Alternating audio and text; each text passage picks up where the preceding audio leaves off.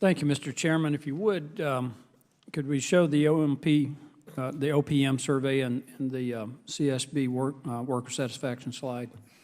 Thank you. Chairman Mori-Arasso, if you look at these statistics on employee satisfaction, they indicate an agency in turmoil. In particular, it would appear from this that the satisfaction with your senior leadership, which in this case would seem to be yourself as chairman, your top staff, such as Mr. Lowe, Mr. Horowitz. Why do you think these numbers are so low?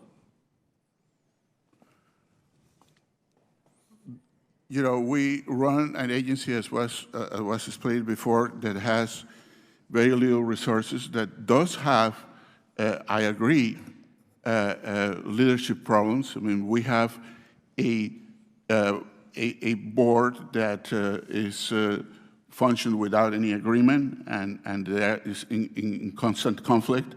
All that creates a situation that I believe the people in this staff feel that the leadership of the agency is not to the liking. Let me ask Mr. Griffin and the rest of the board, but particularly Mr. Griffin, as long as you've worked with the chairman, you might have some more detailed thoughts on this. Can you give us some insights into why you think these numbers are so low? Well, I think the numbers, I think part of it is that the board, we've had a series of maneuvers and operations and ways to get around orderly board orders. Board orders are governance. And I think if the board can make a commitment to say that we will all follow the board orders, then a lot of the conflict on the board would go away. That certainly contributes to it, but I also think it goes deeper than that. It's the ways in which staff are fear retaliation. There's a real fear of retaliation. There's not an openness for dissenting opinions to be shared. So it's much deeper than that. But this has gone on for quite some time. I guess my biggest disappointment is even after the hearing in June, I urged everyone to reflect and let's try to reform. And I think instead we continue to deflect and defend. It's lack of resources, lack of staff.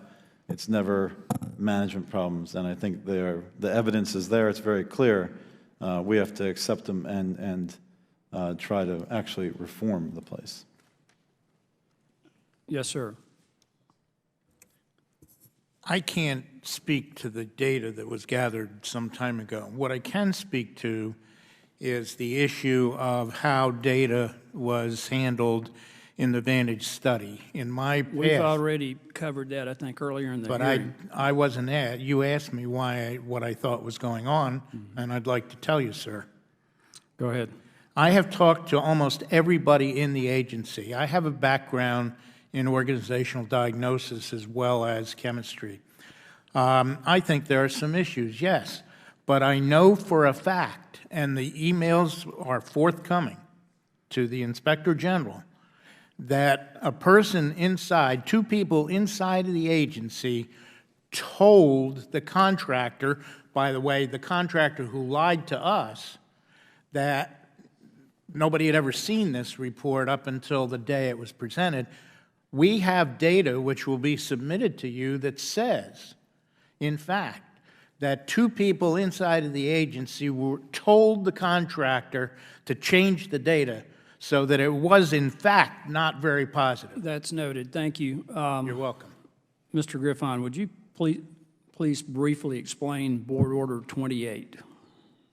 In January 28th, there was a motion which rescinded Board Order 28, which established significant checks on the chairman. Would you explain that?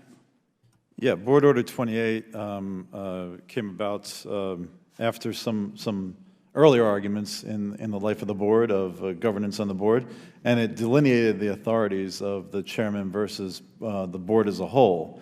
And it allowed for several checks and balances, including voting on budget allocation of funds, as well as the appointment of heads of administrative units, as well as large expenditures. And I think some of these I referenced in my opening statement, that some of these principles were outlined by Senator Lautenberg when this initial dispute was going on. He thought that those checks and balances were very important. And I should also point out that during a period of time under Carolyn Merritt, it seems that these board orders, perhaps there were arguments here and there about them, but overall, they operated under those board orders, and they were pretty productive. And I think that was working. And if you want to amend these, they should be done by the full board, not in the dark of night. Do you believe that Chairman Maury Rosso adhered to Board Order 28?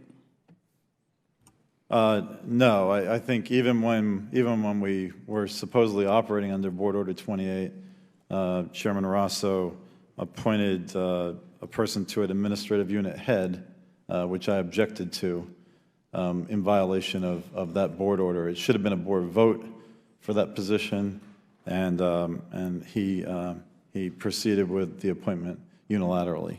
Mr. Chairman, I would like to enter Board Order 28 into the record. Without objection, so ordered. My time has expired. Thank you, Mr. Chairman. Thank you, the witnesses. I think